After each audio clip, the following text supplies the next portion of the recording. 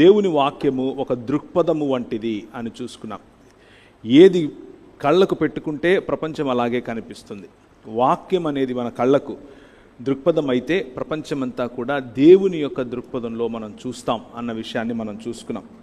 అలాగే దేవుని యొక్క దృక్పథంలో మనం చూసినప్పుడు మనిషి మనిషిగా మారతాడు, మనిషి అవుతాడు అన్న విషయాన్ని మనం చూసాం. మనం మనుషులం కాదా అని ఆలోచించినప్పుడు మనం మనుషులమే కానీ మృగప్రాయులముగా పశుప్రాయులముగా బ్రతుకుతున్నాం అన్న విషయాన్ని కూడా చూసాం. మనలో కొందరికి పశువులుగా బ్రతకటం అంటే ఇష్టం అని చూసాం. చిన్న బిడ్డలు, నేను ఇప్పుడు ఈరోజు పిల్లిని అవ్వాలనుకుంటున్నాను అన్న ఉదాహరణ మీకు చెప్పాను. ఒక పురుషుడు, ఒక అబ్బాయి, ఒక టీనేజర్, నేను ఈరోజు అమ్మాయిలాగా బ్రతకాలనుకుంటున్నాను అన్న ఉదాహరణ నేను మీకు చూపించాను. ఇది చదువుకోనటువంటి సమాజంలో జరిగింది కాదు. అమెరికా దేశంలో చదువుకుంటున్నటువంటి కుటుంబాల్లో స్కూలుకు వెళ్ళేటటువంటి అబ్బాయి యొక్క ప్రతిస్పందన. సో మనం చదివేటటువంటి పుస్తకాలు, మనం చూసేటటువంటి మీడియా, మనం చూసేటటువంటి సీరియల్స్, లేకపోతే మనం చూసేటటువంటి సినిమాలు, మనం చదివేటటువంటి నవలలు, మనకు ఈ రోజుల్లో మా పాప ఒకరోజు వచ్చి ఒక 2 సంవత్సరాల క్రితం, ఇప్పుడు 10వ తరగతిలో ఉంది, 2 సంవత్సరాలంటే 8వ తరగతిలో నా దగ్గరికి వచ్చి నేను రామాయణం చదవాలనుకుంటున్నాను అని అనింది. ఎందుకు అని అంటే మా పుస్తకాల్లో పాఠ్యాంశాల్లో అదొక కంపల్సరీ థింగ్ అనమాట, అది చదవాల్సిందే అని అన్నప్పుడు నేను సరే అని దగ్గరుండి రామాయణం తీసుకుని వచ్చి ఏమాత్రము జంకకుండా ఉన్నట్లుగా అంతా చదువుతూ ఆమెతో మాట్లాడుతూ ఉన్న సమయంలో ఆమెకు చాలా ప్రశ్నలు కలిగాయి. ఇదేంటి ఇలా ఉంది, ఇదేంటి ఇలా ఉంది, మనిషి కదా, మనిషి కాదా, ఇలాంటి ప్రశ్నలు. సో మనిషిగా మాత్రమే చెప్పేటటువంటి ఏకైక పుస్తకము 66 పుస్తకాలు ఉన్నటువంటి దేవుని వాక్యము అన్న విషయాన్ని మనం చూసాం. మనిషిని గద్దగానో, పాముగానో, కోతిగానో, లేకపోతే ఎలిఫెంట్ గానో, ఇంకేదో గానో తక్కువ స్థాయిలో చూపించే ప్రయత్నం మనిషిని ఏనాడు దేవుని వాక్యం చేయదు. మనిషికి ఉన్నటువంటి డిగ్నిటీని మనిషికి ఇవ్వాలి అన్నది దేవుని యొక్క ఆలోచన. దేవుని సంకల్పం వాక్యం నుంచి బయటపడుతుంది అని చూసాం. దేవుని హృదయం వాక్యం నుంచి తెలుసుకుంటాం అని చూసాం. వాక్యము అనేటటువంటి దర్పణం, వాక్యం అనేటటువంటి ఈ దృక్పథం దేవుని యొక్క హృదయాన్ని, సంకల్పాన్ని మనకు తెలియజేసినప్పుడు మనిషి ఈ సృష్టిలో ఏమై ఉన్నాడో తెలుసుకుని సాటి మనిషిని ప్రేమిస్తూ సాటి మనిషితో కలిసి జీవించేందుకు చేసే ప్రయత్నాన్ని మనం చూసాం. ఇది కేవలము 66 పుస్తకాలు ఉన్నటువంటి బైబిల్ గ్రంథంలో మాత్రమే దొరుకుతుంది అన్న విషయాన్ని చూసాం. కనుకనే వాక్యం అంతటి యొక్క సారాంశం ఏమిటి అని ప్రభువైన యేసుక్రీస్తు దగ్గరికి ఒక వ్యక్తి వచ్చి అడిగినప్పుడు ఆయన ఒక్క మాటలో లేకపోతే 2 మాటల్లో చెప్పాడు. నీ దేవుడైన యెహోవాను నీ పూర్ణ ఆత్మతోనూ, పూర్ణ శక్తితోనూ, పూర్ణ వివేకముతో ప్రేమించాలి, ఆరాధించాలి, లేకపోతే సేవించాలి. 3టికి వాడిన పదం ఒకటే, అవద అన్నటువంటి హెబ్రూ పదము. అలాగే నిన్ను వలె నీ పొరుగు వాణ్ణి ప్రేమించాలి అన్నటువంటి మాట. This is what Christianity is.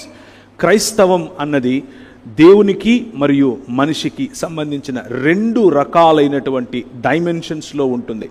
కానీ దురదృష్టం ఏమిటి అని అంటే ఈరోజు క్రైస్తవం అనేది ఒక మతం అయిపోయింది. మతంలో బ్రతుకుతున్న వాళ్ళు కేవలం పైకి మాత్రమే చూడటం నేర్చుకుంటున్నారు, పక్కకు చూడటం నేర్చుకోలేకపోతున్నారు. పైకి మాత్రమే నేను మాత్రమే, నేను నా దేవుడు, నీతో నాకు పని లేదు, నా దేశంతో నాకు పని లేదు, నా సమాజంతో నాకు పని లేదు, నా కుటుంబంతో నాకు పని లేదు, ఎవడెలా చస్తే నాకేంటి, నేను, నా దేవుడు, నా భక్తి, నా ప్రార్థన. ఇదే ఒక రకమైనటువంటి మతోన్మాదం. ఇది ప్యాసివ్ మతోన్మాదం, యాక్టివ్ కాదు. యాక్టివ్ అంటే ఆ మతం కోసం గొడవలు వగైరాలు చేస్తారు, బయటకు వెళ్ళి కొట్లాడతారు. కానీ ఈ మతోన్మాదం ఏం నేర్పిస్తుందంటే అదంతా నీకొద్దు, నీకు అసలు ప్రపంచమే వద్దు, నువ్వు నీ భక్తి, నువ్వు చప్పట్లు కొట్టు, చచ్చిపోతే పైకి పరలోకానికి వెళ్ళిపోతావు చాలు అని చెప్పేటటువంటి మతం. జాగ్రత్త పడాలి. మన వాక్యము అనేది ఇచ్చే దృక్పథము క్రిస్టియానిటీ, అదే Christ is about God and man. దేవుడు మరియు మనుష్యుడు.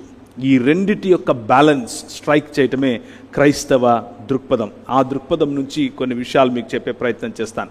దేవుని వాక్యము యొక్క ప్రాశస్తత, దేవుని వాక్యము మనకు తెలియకుండానే మన నరనరాలలో మనకు న్యాయాన్యాయాలను ఎలా నిర్దేశించింది, న్యాయాన్యాయాల యొక్క పునాదిని మన జీవితాలలో ఎలా వేసింది, నిచ్చెన మెట్లుగా ఉండాల్సినటువంటి సమాజాన్ని ఫ్లాట్గా అందరూ సమానము అన్నటువంటి న్యాయ వ్యవస్థ వైపుకు ఎలా తీసుకొని వచ్చింది. బ్రదర్హుడ్, ఫ్రాటర్నిటీ, లిబర్టీ, ఫ్రీడమ్ ఇలాంటి పదాలకు ఎలా అర్థం ఇచ్చింది, అలాంటి విషయాలు ఈరోజు చూసే ప్రయత్నం చేస్తాం.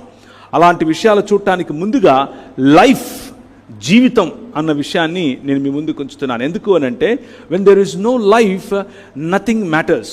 ప్రేమ, దోమ, న్యాయం, అన్యాయం ఇవేవి కూడా బ్రతికి ఉండకపోతే, జీవితం లేకపోతే వీటి యొక్క మతలబు ఉండదు, వీటి యొక్క అసలు ఇట్స్ ఎ నాన్ సెన్స్. కాబట్టి ముందు జీవితం ఉండాలి. దేవుడు ఏమంటున్నాడు అని అంటే, మనిషి బ్రతుకు కేవలము తిండి చేత కాదు, కేవలం తింటే నువ్వు బ్రతుకుతావు అని అనుకుండేవు.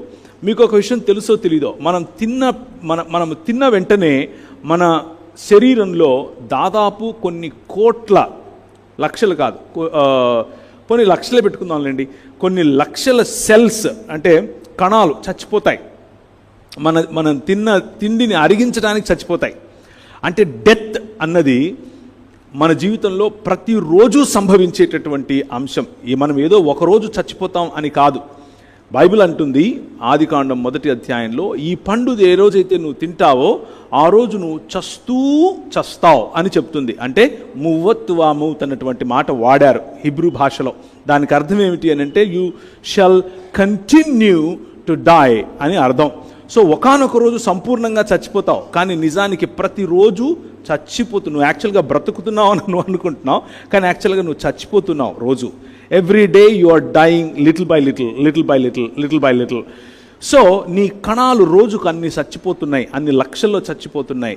కానీ నిజమైన బ్రతుకు నా మాటల్లో ఉంది అని దేవుని వాక్యం చెప్తున్నాడు. It's not just the bread that makes you that keeps you alive, but it is the word of God that comes out of his mouth.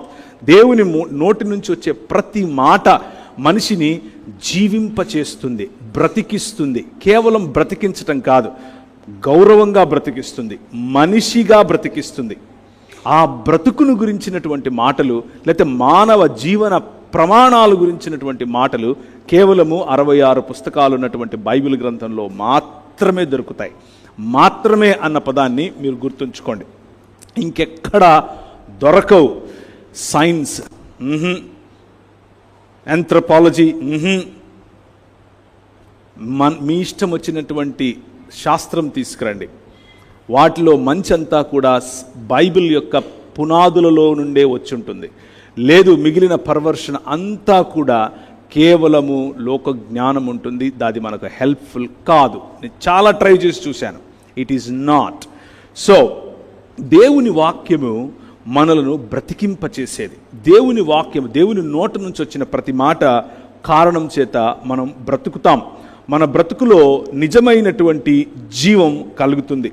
నిజమైనటువంటి జీవం కలిగేటటువంటి ఆ మాటలు ఈరోజు మనం చూడబోతున్నాం. ప్రియమైనటువంటి దేవుని సంగమా, హెబ్రీయులకు రాసిన పత్రిక 4వ అధ్యాయము 12వ వచనం చూడండి. Hebrew 4:12. For the word of God is like a two-edged sword and sharper than any double-edged sword. It penetrates even to the dividing soul and spirit అని దేవుని వాక్యం గురించి అక్కడ ఉంటుంది. దేవుని వాక్యం సజీవమై బలము గలదై రెండంచులు గల ఎటువంటి ఖడ్గమునకును కంటెను వాడిగా ఉండి ప్రాణాత్మలను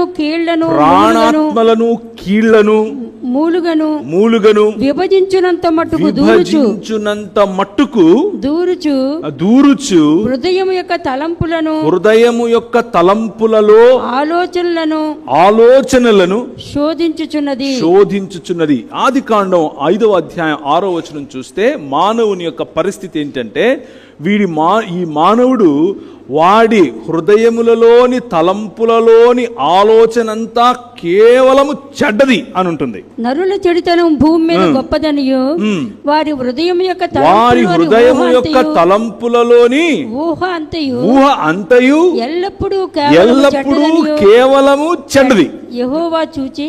So this is what is the consequence of rejecting God. దేవునిని తిరస్కరించటం కారణం చేత మానవుని యొక్క ఆలోచన, మానవుని యొక్క దృక్పథం, మానవుని యొక్క జీవన విధానం, మానవుని యొక్క ఆలోచనలు, మానవుని యొక్క ఊహ, మానవుని యొక్క ప్రతి అణువు కూడా ఏమైంది? కేవలము నిరంతరము చెడ్డది అయింది. కానీ దేవుని వాక్యము ఆ చెడుతనము నుంచి, ఆ మరణము నుంచి, ప్రతిరోజు చనిపోయే ఆ ఊహ నుండి, ప్రతిరోజు చనిపోయే ఆ పరిస్థితి నుండి, ఇప్పుడు మళ్ళీ హెబ్రీ 4:12 చదవండి.